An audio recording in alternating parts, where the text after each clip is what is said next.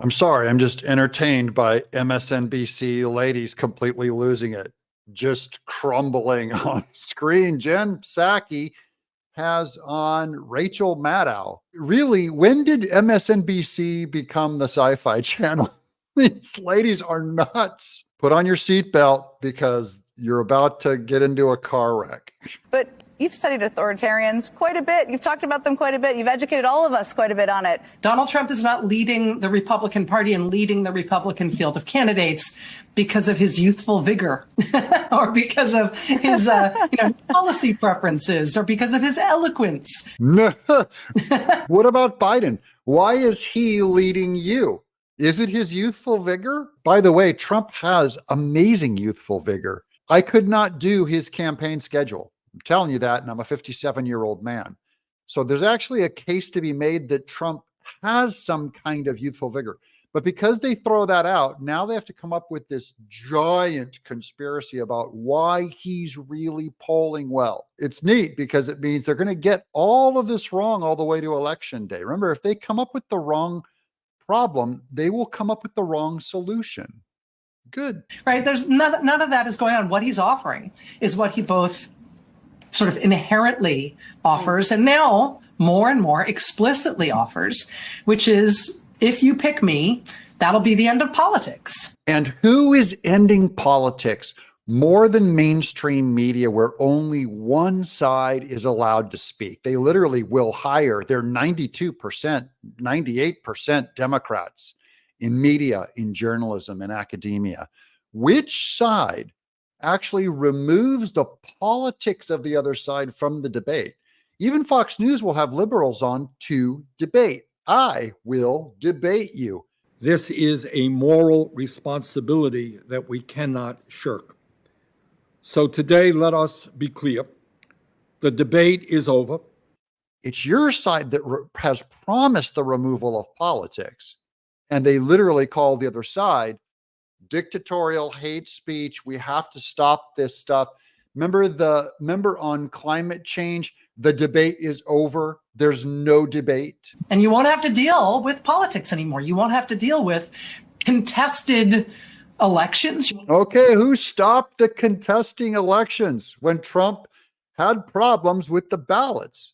Who stopped it? But big media, big tech, journalism, a Democrat-run indictment and investigation, removing his free speech from being able to contest an election.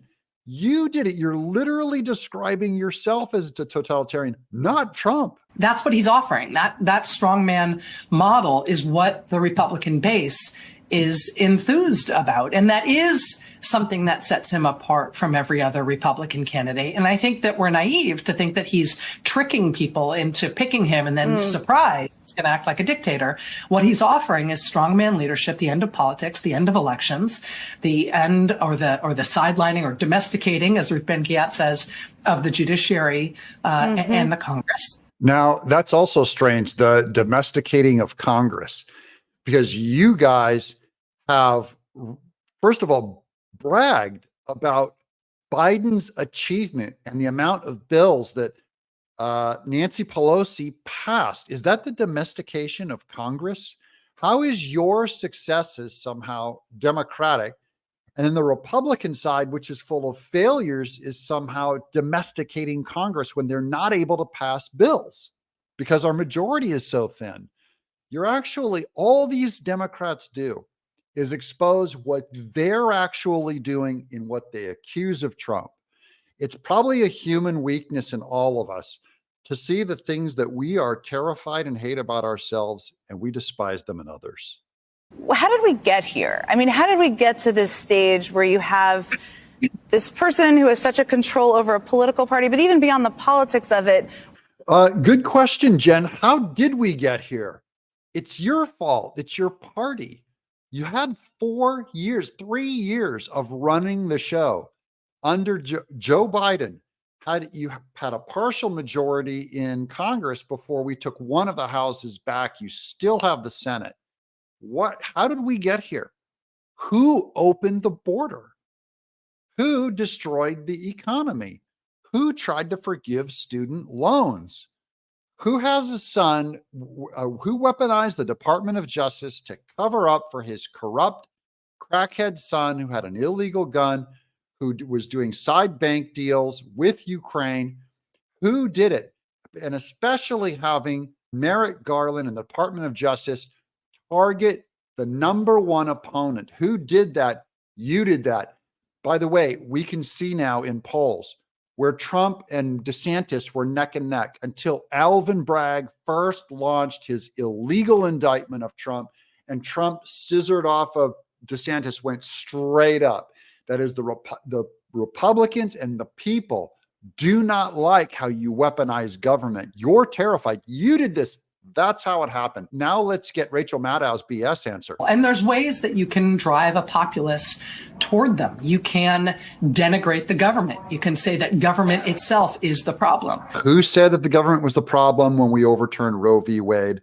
It was Rachel Maddow herself that said we have an illegitimate court passing unconstitutional laws. You undermined your institutions. So you have the Supreme Court of the United States undermining our democracy. It's really shameful. Way more than the right ever did.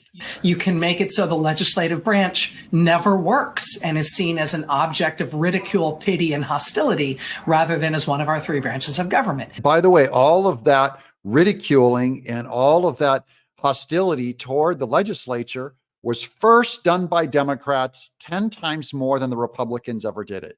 They denied election. They said Trump was not a legit. That was Hakeem Jeffries, your House leader, said he's not a legit president. You can challenge the rule of law and say that judges are all biased against people like you. Roe v. Wade.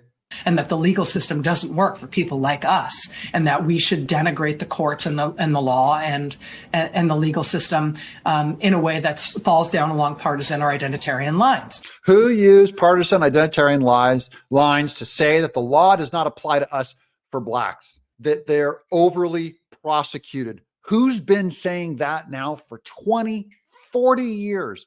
Your party is the one that said the law doesn't work for us. Who said women get unequal pay? Who said that we need to give a higher minimum wage to people with work visas? Who did all that? Your party that used your side that said that the law didn't work. You undermined the judiciary. You've undermined every branch of government we've got. Now for the best self-owned by Jen Psaki. Watch this.